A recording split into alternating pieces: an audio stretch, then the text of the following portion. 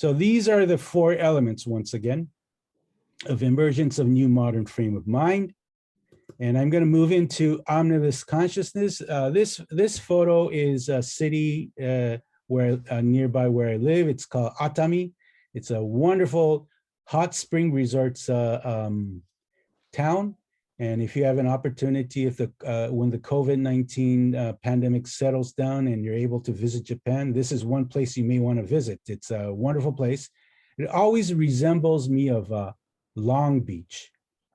Okay, whenever I come to this place, it reminds me of Long Beach, and I have this reminiscent feeling. So it's a wonderful place. Atami, it is, and please stop by when you have a chance to visit Japan. Okay, omnibus consciousness. I'm going to read this definition is written in a scholarly manner.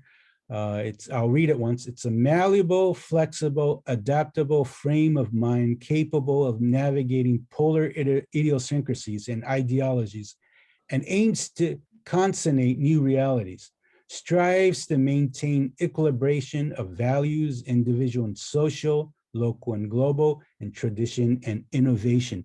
Okay, I'll be explaining this more in depth. In a nutshell, what I mean by this is being able to navigate and juggle through two cultural values.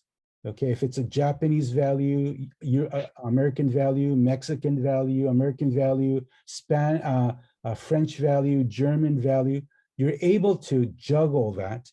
And you start understanding you can't negate one over the other. You can't put one over the other. You got to juggle and deal with both.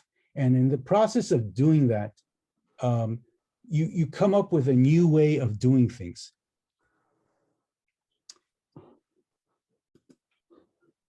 Okay, let me talk about what kind of identity would an omnibus consciousness person have?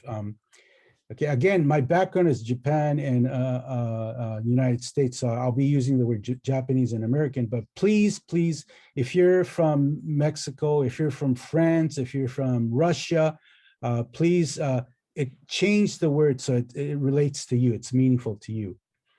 Okay, the identity of an omnibus consciousness is a person who says, I can be Japanese.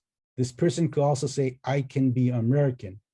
He or she says, I can be not Japanese, I can be not American, I can be both and mixture.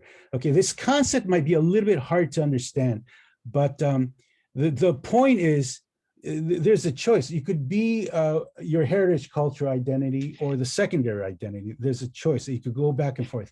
And I've actually experienced this when I was at Harvard in 1995. I was totally immersed with discussions with my colleagues in English. There was a split moment. I looked at myself and said, I'm questioning, I was so immersed in the American culture and speaking in English. I questioned myself, am I able to speak Japanese? That was a very odd question that emerged. Obviously, I speak Japanese and I can relate in Japan, but I was totally immersed in the American identity. I lost my Japanese consciousness. So I think when this happens, when you're totally immersed in one culture, immersed in people, the environment around you that's focused in that one culture, you become that person of that one culture, and the vice versa occurs in the other culture. Omnibus consciousness is about becoming a creator of your own path, a person who is in touch with one's omnibus consciousness. Okay, the one key element here is in the process of negotiating two cultural identities, omnibus consciousness emerges, and that is you become, this is Robert Keegan's phrase, you become the director of your own life. The phrase I like to use is, you become the coordinator of your life. You become the planner of your own story. Okay, and the reason why I say this is because you're exposed to two cultures, you're doing two separate things, and you're trying to come out with something doable by juggling two cultures. And there's no guidelines. There's no one to tell you this is the way to do it. You're the one who needs to come up with ideas, resolutions, unique resolutions in your given community. So you're the owner of your path. You're the creator of your story.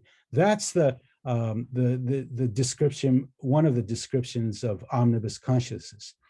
Okay, let me read what it says here. It has a strong need to help one's community by engaging both cultural perspectives, can create new way of doing things in the case when traditional ways of doing things are inefficient, relies on your own guidelines. You become the creator of your own guidelines. Okay, the main point here is you become the storyteller of your own life. Omnibus consciousness, another characteristics is when you're exposed to two or multiple cultures, you understand the limitations of each culture. And so what happens, you'll start supplementing and complementing ways of doing things of each culture. And when doing it one way, one cultural way is not sufficient, you try to incorporate another way, the other cultural way, and integrate and combine and create.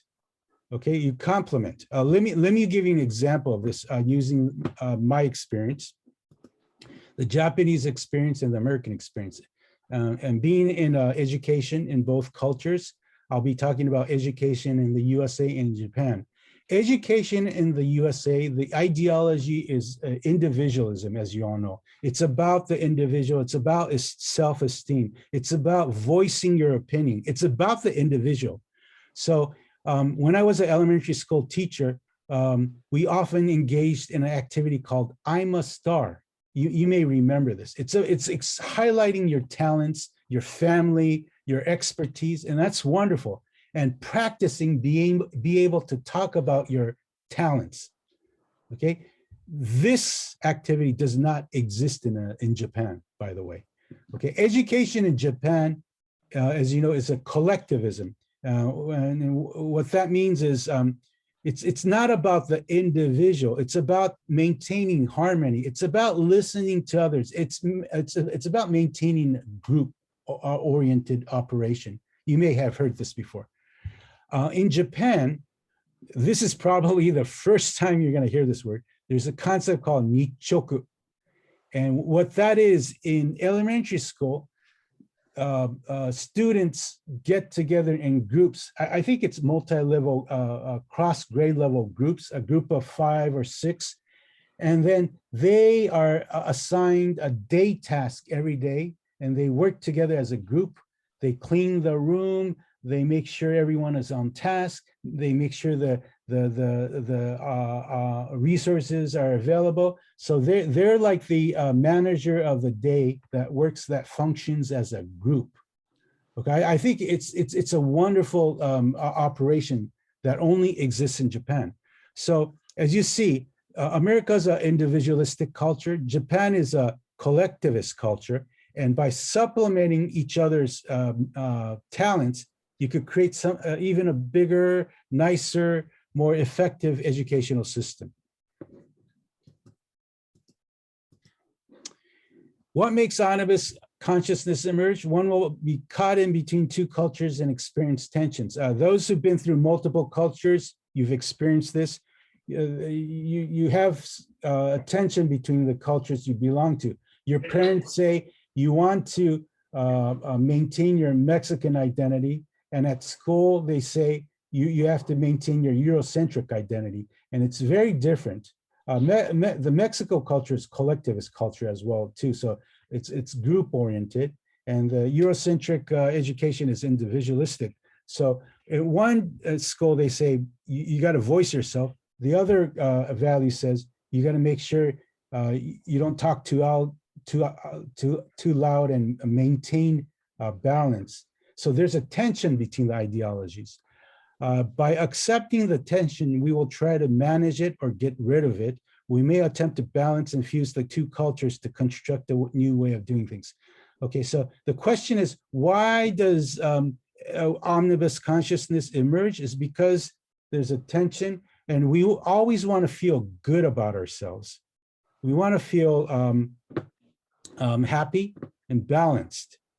Okay, I want to quote two researchers. The first one, you all know, Abraham Maslow, the hierarchy of needs. The fourth and fifth is fulfilling esteem, and the fifth is self-actualization needs. We have these needs. We want to feel good about ourselves. We want to feel happy.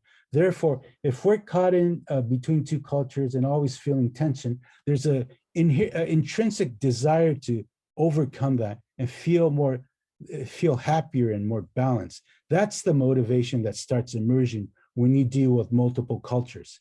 Another one is homeostasis. As a living being, we want to remain balanced. This is, if you look around the world, if you look at your biology, we're always maintaining 98 degrees Fahrenheit. The body temperature in Japanese is 37 degrees centigrade. The hormones level, the testosterone, estrogen, both males and females have both. It's balanced. The heart rate is balanced. Everything is balanced. Therefore, we exist. The Earth is the same way too. It maintains a certain temperature. Therefore, human beings can live. Even planetary relationships, even the solar system. There's the planets, and the planets keep rotating because there's a balance, electromagnetic balance that maintains that rotation. And same with our psychology. When we are experiencing tension between two cultures, we want to feel good and try to maintain balance. That motivates us to try to balance the tension, the butt-heading between two cultures. Okay, so once again, to motivate it to fulfill esteem and self-actualization, and need to maintain homeostasis.